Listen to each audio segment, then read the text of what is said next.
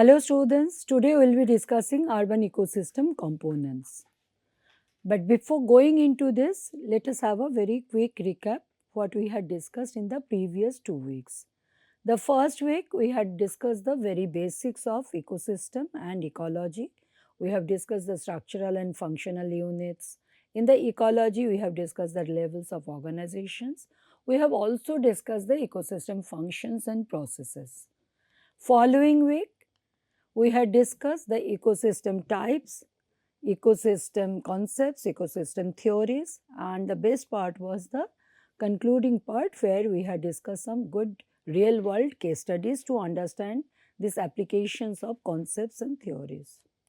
So, today let us see what we can really cover in this particular class. Urban ecosystem, we will go for the natural to urban ecosystem discussion as well, which is going to be very important for this course.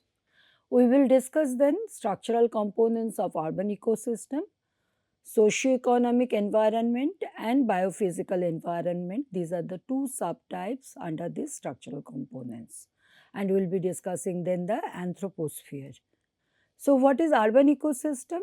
Like natural ecosystem, urban ecosystems are ecological systems within cities or densely settled areas where built infrastructure and high population density drive complex interactions among biophysical, social, economic and institutional factors. And collectively they shape the ecological processes and functions in these human dominated landscapes. Please remember that you have paid attention to the built infrastructure and the high population density. What is urban ecology? Urban ecology is the study of these ecosystems and their processes, functions and interactions which are influenced by humans and their physical and socio-economic forces. It seeks to understand how urban ecosystems function, how large input, demand and supply are managed, and how human activities shape the ecological processes, aiming to harmonize urban development with ecological health. Now, let us see some good examples from the natural side to the urban ecosystem side. It is nothing new that the species they didn't try to really organize themselves where the population density is high as well as they have to have the infrastructure. Very interesting example from the nature towards this urban ecosystem is termite mounds. They are incredible examples of natural urban ecosystems. These are natural bioarchitectures built within ecosystems and self-regulating systems, maintaining temperature, humidity and gas exchange naturally. Each mound functions as an organized community where every termite plays a defined ecological role. What they do, they go deeper below the ground, they bring out the nutrients, soil, and then they bring it up. And they use the moisture and they use their own saliva, and then they create very interesting infrastructure within which the colony can stay. They have separate cells for their nursery, for their food storage. They also actually have the concept of urban agriculture. They use the fungi for that. They rely on renewable energy, sunlight, plant matter, and recycled materials like soil, saliva, organic waste. And I would like to share a good story with you on the role of this termite, how they really have the interaction with its surroundings. This is an example from the desert, and in that desert, whenever there is any termite mound, gradually it starts growing. And what it does, again, as I said, they bring the nutrients and the energy together and they build these mounds. They attract the other species like elephants. They will come and they will dig mounds. They will dig the at the periphery. They will dig these ditches and will try to have some good habitat later on. They actually help to have this good habitat when there will be the rainfall. So, availability of rainfall is very good to be stored in these small pots, and at the same time the termite mound also get fully absorbed with that moisture what it gets from the atmosphere. Gradually, when there is the elephants or other species and they are sharing their excreta, especially elephants, they don't digest it fully. So there are lots of seeds into the elephant poo. So what this particular termite is doing, termite is actually called as an fertile island. So all these seeds now are getting the right ambient environment to be transformed into the seedlings.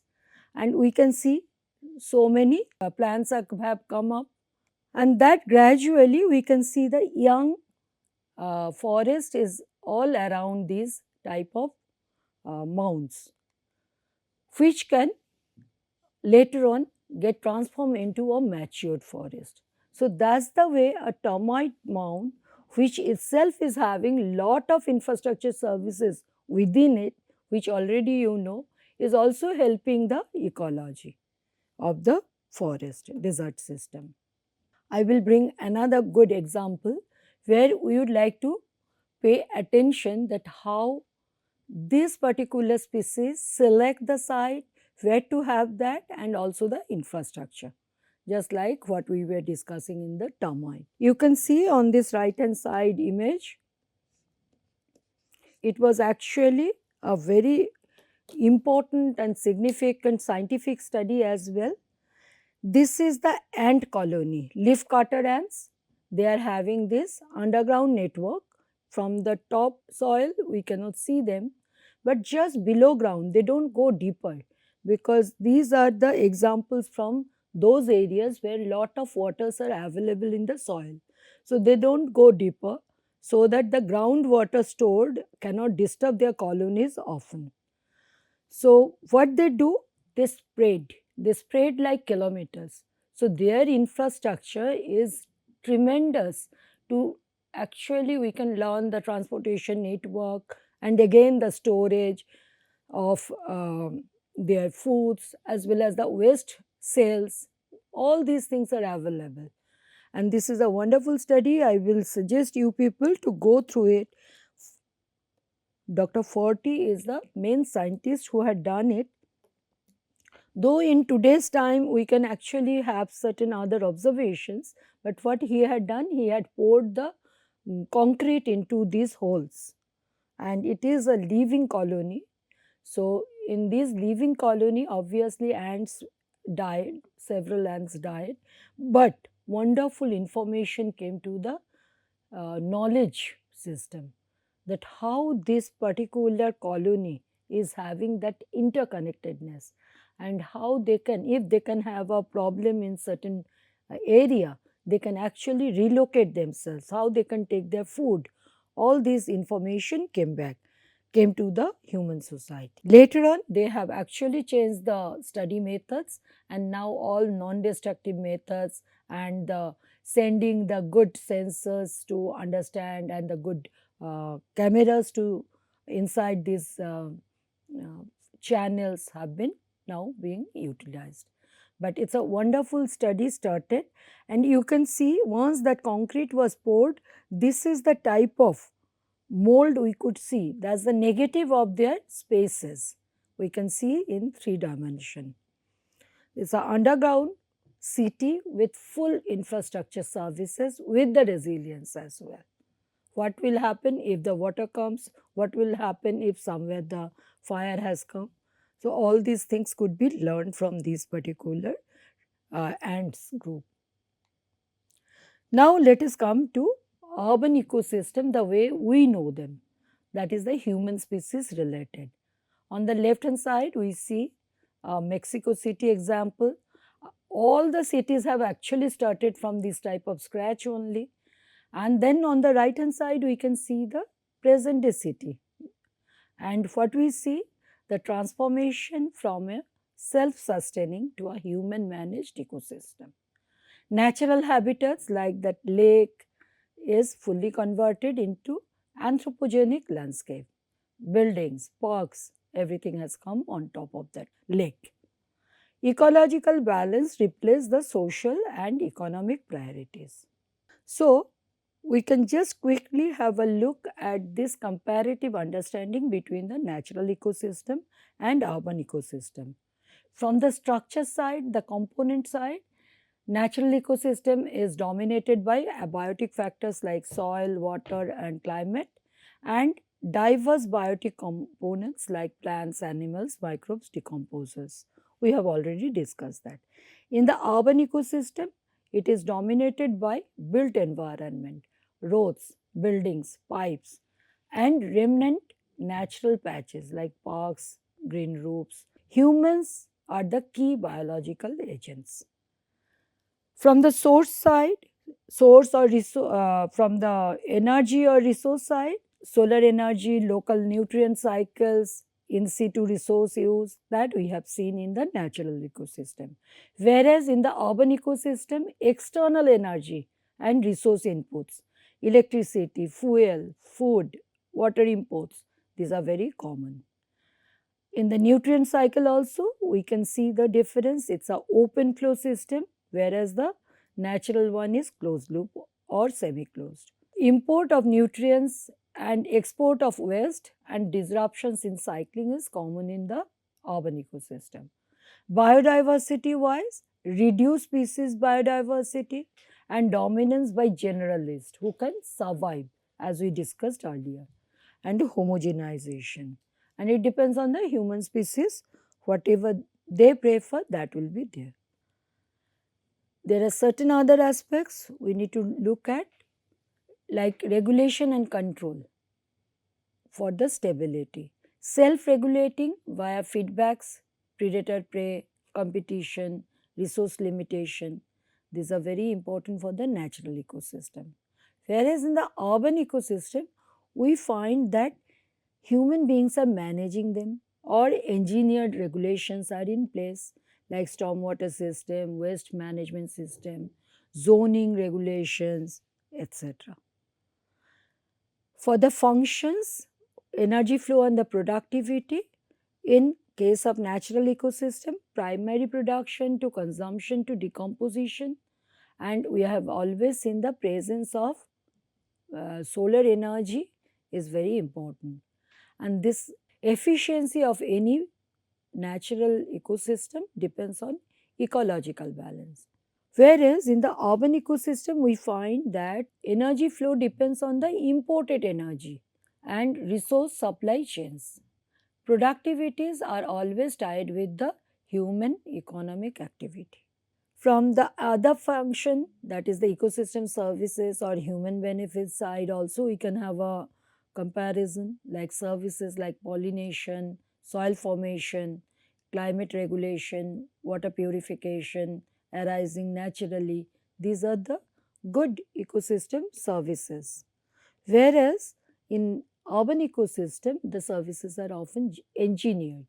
Water treatment, green infrastructure, waste services, data services in today's time, and can be degraded like heat island, water quality is going down, pollution is coming. So these are the after effect of these type of interventions.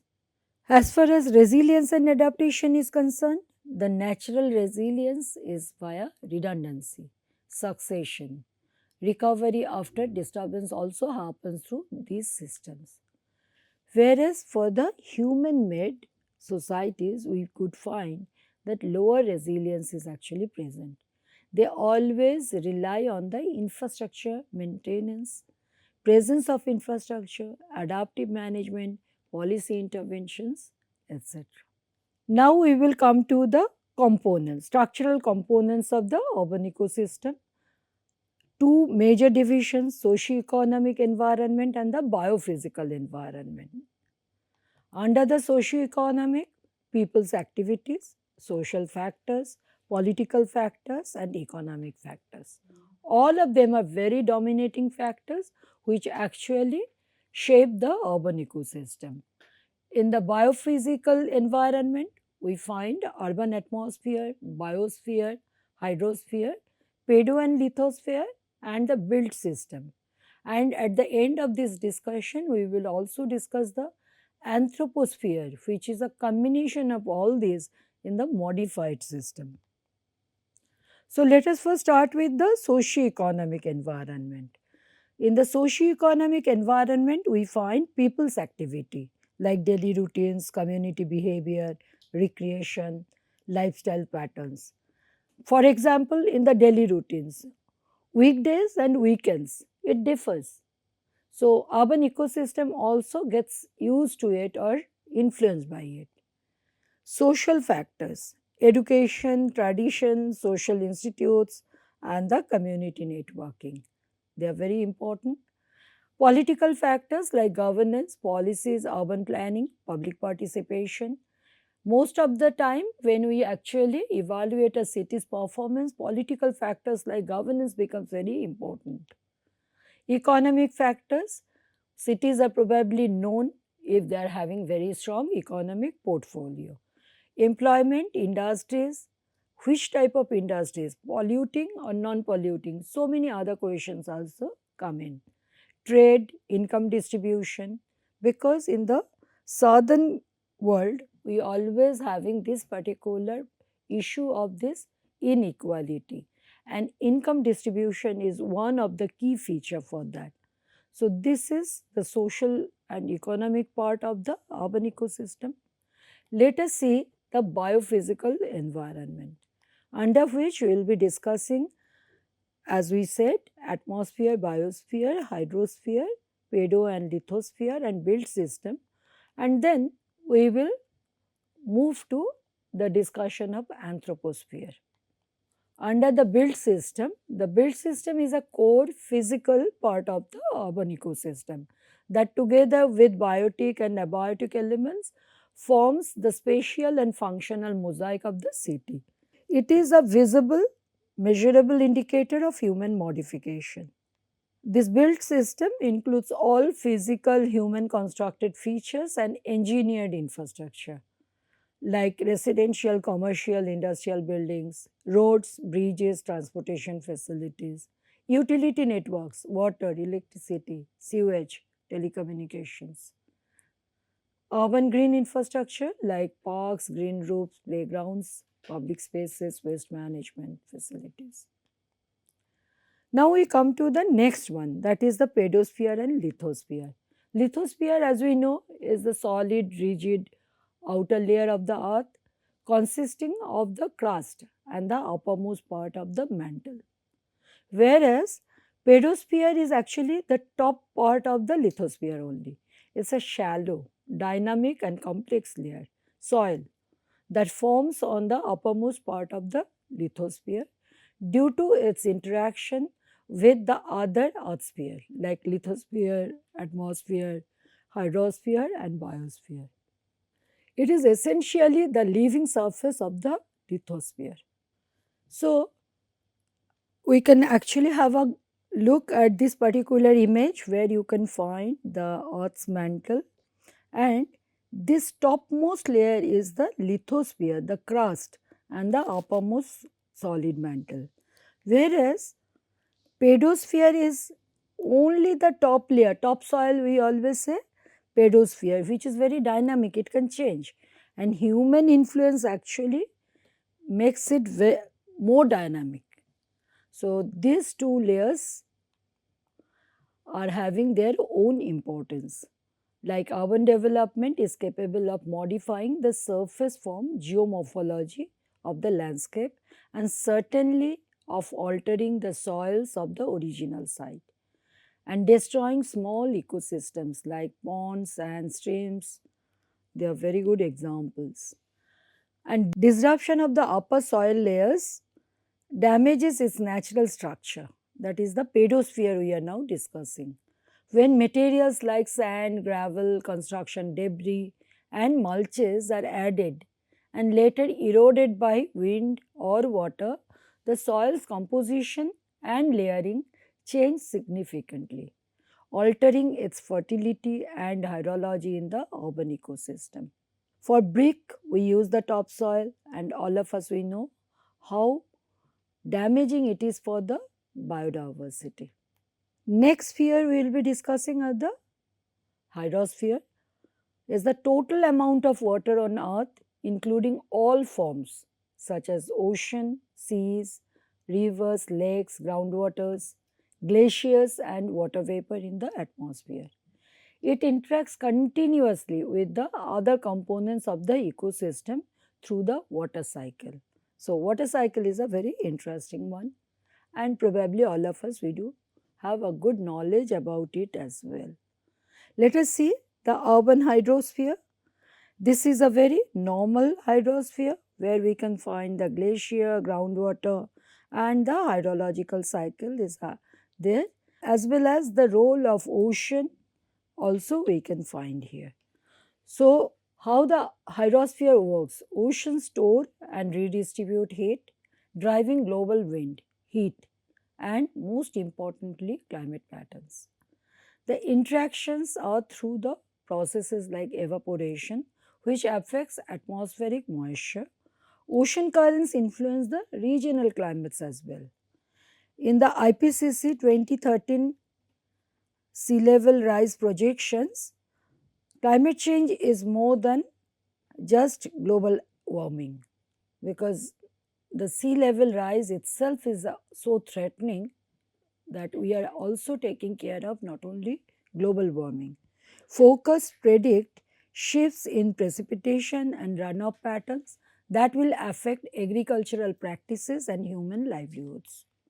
In continuation, we can keep on discussing what modifications urban hydrosphere experiences. Land disturbance during urban development often involves draining low-lying areas and filling wetlands, ponds and lakes, which are the reservoirs, which eliminates natural water storage zones. Thus, it disrupts natural water system fully. Disturbed terrain also alters the drainage patterns and reduces the groundwater recharge. Reduced drainage to the lower layers dries out the ground and the lower groundwater storage. Impervious surfaces like roads and buildings are another layer of disturbance which block water filtration into the soil. Thus, less percolation to deeper layers that increases the runoff and can cause flash floods in the urban areas. As well as we do understand easily that the water level also will decrease in the groundwater storage.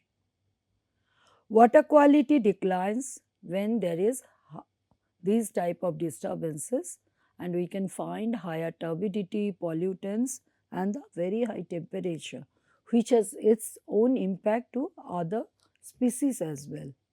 Fourth one, we will be discussing the biosphere. The biosphere is the part of the earth where life exists. It includes all living organisms, plants, animals, human, microbes, you remember them, and their interactions with the physical environment. Influence urban vegetation, soils, built surfaces, and living organisms, including humans and animals, store and release of heat and moisture, shaping the local temperature, humidity, and wind patterns. Everything is now getting influenced. The interactions happen between the human and the animals and other species. Green spaces, water bodies, and urban morphology, they are influencing airflow, microclimates, and the distribution of pollutants across the city. In continuation, we can actually comment on the urban biosphere further, that these developments accelerates or even completes the loss of vegetation started by the land clearance for agriculture or any other activities prior to settlement on a site. Original native plants are largely removed during the development, leaving only small remnant patches that are either unsuitable for construction or intentionally preserved as parklands, green belts, or conservation areas to maintain some ecological balance. you can see a very nice image where we can find the sea animals as well, but they are actually in an aquarium. Urban biosphere, we can have the discussion further about the native vegetation who are getting replaced, like grasses, flowering plants, shrubs, vegetables, ornamental and fruit trees, shade and shelter trees. Environmental degradation like pollution, disease, desiccation further reduces the native vegetation. So, this vegetation affects the wildlife by reducing the natural habitats and the food sources. Some species can adapt and even thrive in urban environment like rats, ghouls, cockroaches, foxes. Now, the last sphere we will be discussing, that's the atmosphere. Urban atmosphere is the layer of the air over and within cities that is shaped by the structure, activities, and land use. We'll be discussing these interactions later on as well. And this atmosphere regulates the local temperature, humidity, and wind patterns and affects the dispersion of heat and pollutants within the cities. Like if there is a street, that will actually regulate how the pollutant will get dispersed through the wind movement. Within the urban atmosphere, we can see several interactions like exchange of energy, water vapor, and pollutants with the urban surfaces. Vegetation, water bodies, and the surrounding environment, they also influence the microclimate and air quality.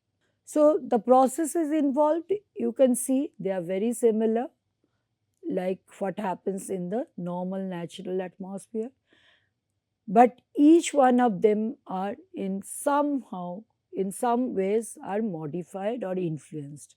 Like let us take the convection, which I was discussing. If I have a different street pattern, the convection pattern will also change. Evaporation, if I don't have water bodies, plants, definitely the budget for evaporation of any city will drastically be different. Now let us talk about the anthroposphere, where we can see that this particular sphere is an overlap with all other spheres. It interacts, extends, influences, and transforms the urban ecosystem far beyond its physical components and also physical boundary. So, anthroposphere, as noted in extended frameworks like Earth system science, is the part of the environment that is made or modified by humans. Or else we can say it is the sphere of the Earth system or its subsystems where human activities constitute a significant source of change through the use and subsequent transformation of natural resources, as well as the deposition of waste and emissions. The influences of this anthroposphere, we can see that they are the major driver of recent climate change via fossil fuel use, land use change, and pollution. And these are based on the scientific evidences. How it interacts? It has interfaces with all other components through feedbacks and interventions like afforestation, emissions cut. These are certain feedback based mechanism to improve the sphere further. What are the key aspects of this sphere? We have to remember some of the activities we do understand: urbanization, urban agriculture, deforestation, industrialization. The infrastructure, which are very prominent, they are the roads, cities, buildings, energy systems, and other infrastructure systems. Emissions are very prominent. Socio-economic system, probably that's a very unique one or more complex one than any other species on earth. So policy, economy, technology, governance, we can see in a more matured form in this anthroposphere. Let us take an example that how it interacts. We said that all five systems are interacting with each other, and then there is a sum total which is different from the normal summation of these spheres. So, built system and urban atmosphere, if we try to look at this, we can see that how atmosphere is getting shaped by both city form and the activities. City form like urban form, size, shape, layout and skyline, that is actually modifying local microclimate as well as the local climate. Materials which we are using for buildings, roads, vegetation, they control heat, moisture and radiation very differently from the natural materials. Surface cover fractions of built, paved and vegetated soils and the water areas, they also influence the heat distribution because they are now modified. 3D structures of streets and buildings, they affect the airflow, radiative exchange and the roughness. Similarly, we can find human activities and the atmosphere, that interaction. Human activities, anything like industry, we can take easily as an example. They release heat, water vapor, and pollutants into the urban atmosphere. Daily, weekly, and seasonal activity rhythms create fluctuations in emissions. Like if you have a festive season like Diwali, or after the crop has been harvested. Those are the seasons when we can find a different emission pattern. Direct impacts include heat from buildings and vehicles or vapor from cooling towers. Indirect impacts can arise from pollutants who are affecting the radiative transfer, condensation, and GHG. Human decisions on commuting, energy usage, and energy source decision, as well as the urban planning, they shape spatial and temporal emission patterns. So, we will continue to have this discussion to understand the implication of human influence. Magnitude of human influence, that is very important. Feedback loop, which we were discussing. Human actions lead to climate change, which then prompts further adaptation and mitigation efforts. Policy and modeling needs, integrated assessment models, climate governance and sustainability requires human systems to be explicitly modeled because it is becoming more and more complex. So, in today's discussion, we have discussed the ecosystem, we have discussed how different the natural ecosystem is from the urban ecosystem. We have tried to understand structural components of urban ecosystem, and the last part of the discussion today in the class was the anthroposphere, which is completely different sphere than the other spheres which we have seen in the ecosystem. Again, there is a list of references for you which will help you to understand these concepts better, and thank you.